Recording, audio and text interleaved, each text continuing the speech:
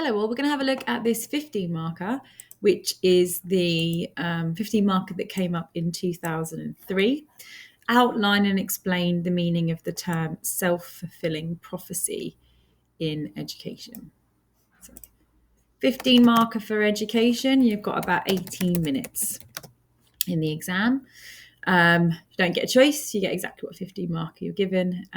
So in this exam question, you're assessed on AO1, so knowledge, names and concepts, so internalization, self-fulfill, feminization of education if it came up, but knowledge and concepts.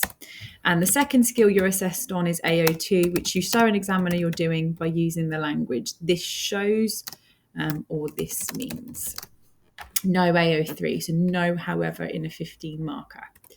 We always aim in a 15 marker to provide an examiner with 3 paragraphs.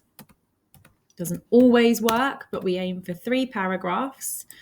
And we also aim for 3 sociologists in each paragraph. Again, not always achievable, but that's what we try and do to just push and try and make sure that we're getting up to that top band for AO1 with detailed and range of knowledge. So outline and explain the meaning of the term self-fulfilling prophecy.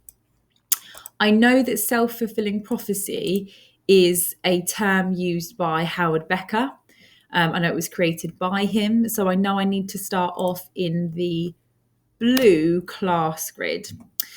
So, self-fulfilling prophecy. So, a self-fulfilling prophecy. I'm going to do almost like a little intro with a definition. A self-fulfilling prophecy is a prediction. So self-fulfilling prophecy is when there is a prediction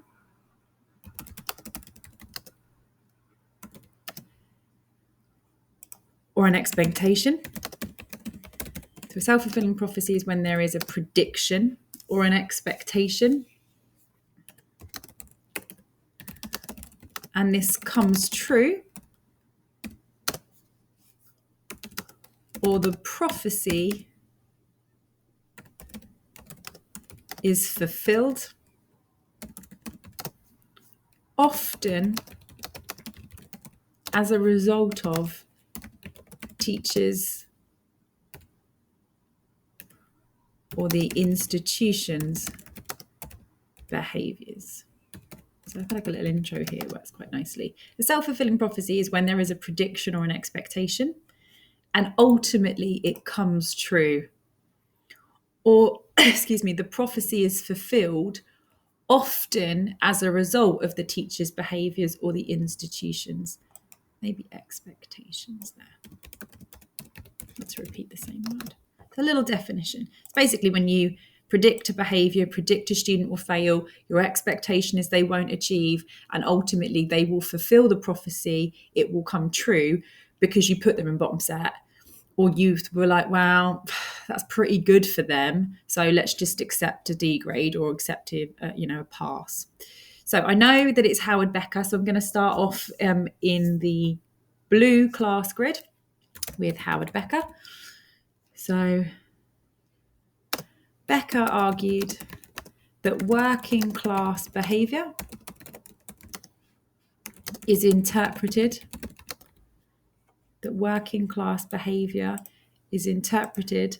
as a lack of interest and motivation. Working class behaviour was often interpreted as a lack of interest and motivation. Working class groups are labelled.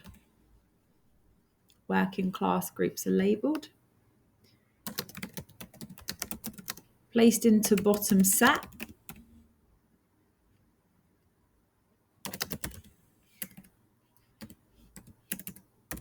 Where they internalise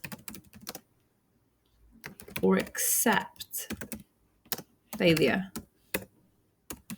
Working class are often labelled. They're then placed into bottom set, where they internalise, they accept failure and give up.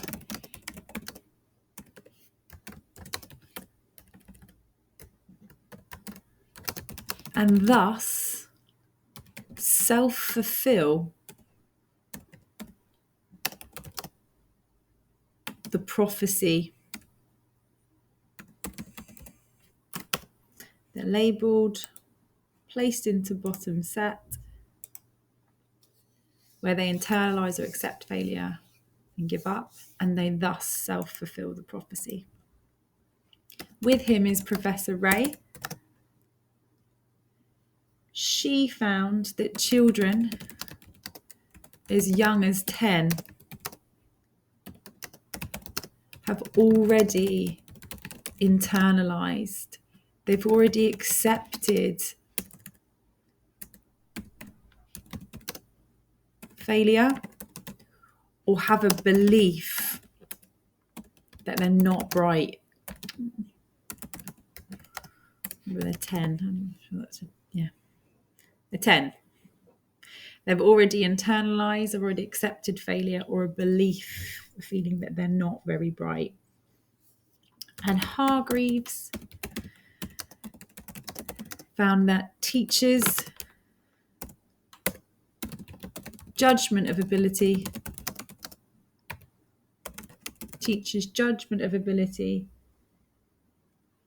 is influenced by the houses that children come from. So we've got Becker, who originated the term. Ray, this is supporting him that it's happening to children really as young as 10 who are already starting to think, well, I'm not very bright.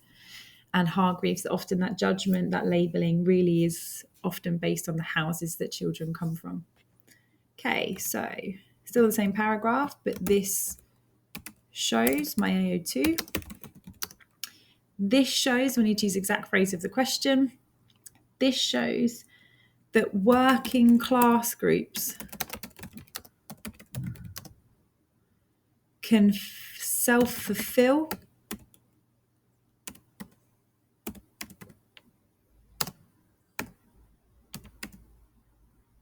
prophecies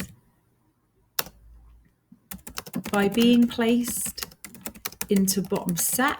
Shows that working class groups can self-fulfill prophecies by being placed into bottom set, where grades are restricted. They can fulfill the prophecy by being placed into bottom set, where grades are restricted.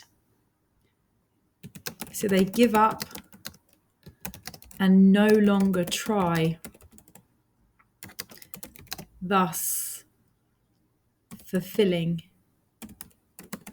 teachers' expectations. Ultimately, they self-fulfill the working class groups in this argument because their grades have been restricted. They can't achieve a 8 or a 9. They're in bottom set. So they will ultimately internalise, they'll give up, they'll no longer try. And as a result of giving up, again, originally because of the bottom set, they give up, they no longer try because they've internalised. They will fulfil the expectations. They will underachieve. And teachers are like, see, I told you it was a good idea to do that. So that's paragraph 1, all a sea of class. Then I think, well, if I've got a blue paragraph that's from the blue class grid, is there anything in ethnicity that's talking about labelling and then certain groups self-fulfilling the prophecy? And I think, well, yeah, black groups for Gilbourne and Pilkington are much more likely to be placed into bottom set too. So black groups or groups of colour can also be labelled and can fulfil prophecies and can self-fulfill. Let's come back to the question properly. And can self-fulfill I know I say this all the time, but read the question every time. It will make a difference. And black groups or groups of colour can also be labelled in self-fulfilled prophecies. So, Gilbourne found that black males are 3 times more likely to be excluded. Black groups are 3 times, Afro-Caribbean males, sorry to be more specific there, found that black males are 3 times more likely to be excluded. They're often seen as a threat and disruptive. Often seen as a threat and disruptive, and are more likely to be allocated to bottom sets. Black males are seen as a threat, are seen as disruptive. They're 3 times more likely to be excluded as a group. Remember, often for hairstyle, and I use that term very loosely, your hair is far too short for our school policy. Your hair is far too long in its natural afro state. You can't have braiding. So often it's exclusion for things like hair. Remember, when you exclude a young person or a child, you are denying them their right to an education. So you have to decide, is the length of the skirt enough of a reason to exclude somebody? Is their hair, which may be of real cultural significance, also it's their hair, is that a good enough reason to exclude someone and deny them an education? So Gilbourne, also with Gilbourne, I always put Pilkington. I always remember those two together. And again, it works beautifully because Pilkington also found evidence of racially discriminatory practices in the allocation of pupils to sets. Short and helpful there. And then kind of while I'm on a roll, I'm going to do Gilbourne and Ball, but I'm going to do quite short. So for Gilbourne and Ball, middle class parents can guide their children through racist setting and streaming. Middle class parents can guide their children through racist setting and streaming because cultural capital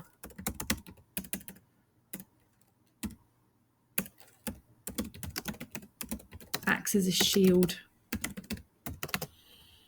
So middle class children of colour, it also experience racism, but the difference is for Gilbourne and Ball is it's the cultural capital that can shield them.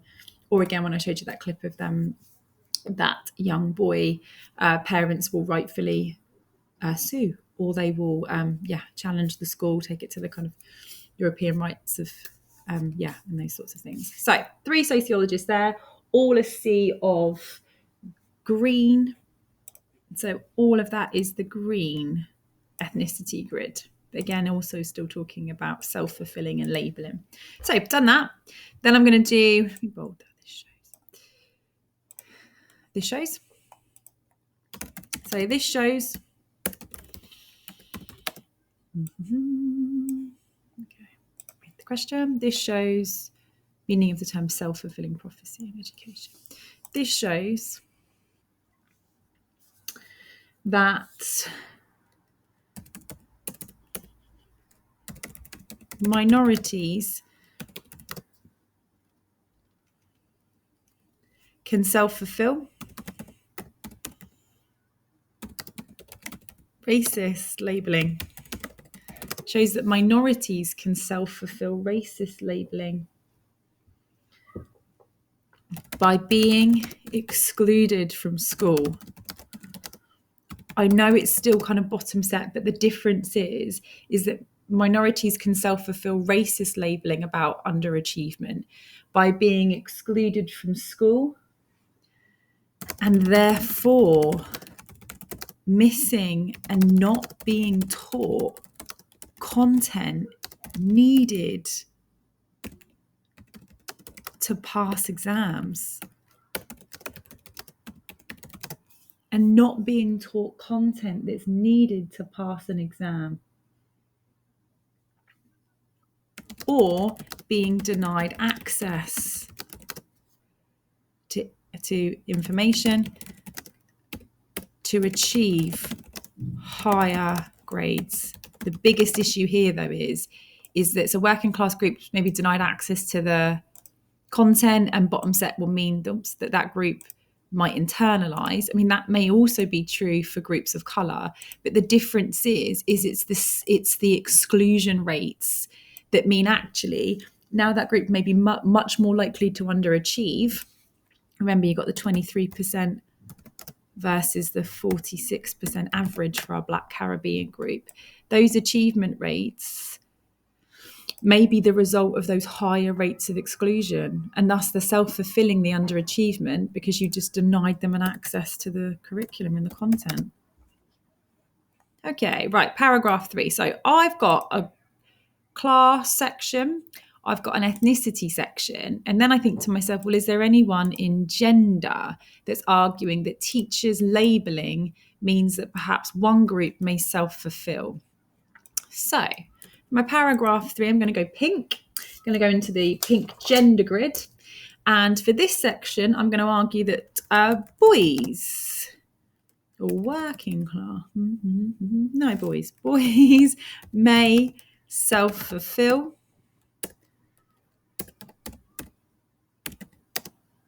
prophecies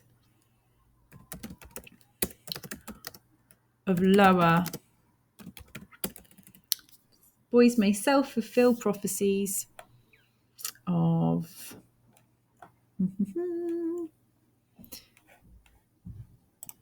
with lower expectations. Boys may self-fulfill prophecies as a result of lower expectations. Got there in the end. Okay, this one, I'm going to take Bishop et al. You found that 53% of teachers felt there was a difference between boys and girls' ability to complete coursework. 53% of teachers felt there was a difference in boys and girls' ability to complete coursework. For Mitos and Brown, I use this study quite a lot. Teachers are less strict with boys. And less strict with boys, they give more leeway with deadlines and expect lower standards of work. Teachers are less strict with boys. They give more leeway with deadlines and expect lower standards of work. 2 studies there. So I don't think I've got a third. I think I've only really got those 2 which I can apply to labelling. If I'm wrong, and if you can find a third, please add it in, let me know. So shorter, 3 sociologists, 3 sociologists, 2 are still pretty good. So this shows, bold it, AO2. AO2 is worth about 6 marks here. So 6 out of 15 is quite a lot. When we do the component 3 paper, it's worth half as much. This shows is, worth a lot of marks as we walk our way through the course. So this shows boys can self-fulfill prophecies. This shows that boys can self-fulfill prophecies if they are not pushed. Boys can self-fulfill prophecies if they are not pushed to meet deadlines, or if lower standards are expected. It shows that boys can self-fulfill prophecies if they're not pushed to meet deadlines or if lower standards are expected by teachers. It could explain the 7% attainment gap in 2021, or the 9.1% gap, I think 9.1% gap in 2019, I think it was. Just to add a little bit more. Obviously, this is last year. We tried to use the most up to date. Remember, when they were tags, the attainment gap was squished a little bit. Normally it's about 9%. But it could explain those lower standards, those lower expectations for boys. Could explain that differences in attainment. And obviously, if they were your child or your sibling or your niece or nephew, you'd want them to be pushed to meet the best possible standards they could. It's what they deserve. It's a fundamental right. Okay, so those are the 3 paragraphs. It's a mixture of the grids. Let me know if you have any questions. Thanks, folks.